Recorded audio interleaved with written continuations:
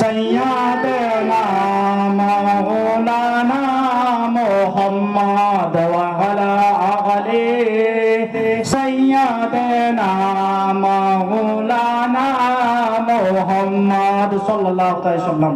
আসুন আপনাদেরকে একটা ঘটনা শোনাই। হযরতে হাশিম আমার নবীজির পরদাদা।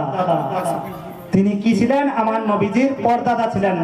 আমার নবীজির দাদা হযরতে আব্দুল মুতাল্লিব। তিনার আব্বাজান কে? তিনার আব্বাজান হযরতে হাশিম। তিনার আব্বাজান কে? হযরতে আব্দে মানাফ। এইভাবে করতে করতে আমার নবীর বংশ কোথায় গিয়ে মিলে? হযরতে কেনানের। আর এইভাবে করতে করতে হযরতে ইসমাঈল আলাইহিস সালাম যিনি একজন নবী ছিলেন, তিনার কাছে গিয়ে আমার নবীর বংশ পৌঁছায়। আর আমার নবীজি সাল্লাল্লাহু তাআলা আলাইহি ওয়াসাল্লাম এই দুনিয়ার বুকে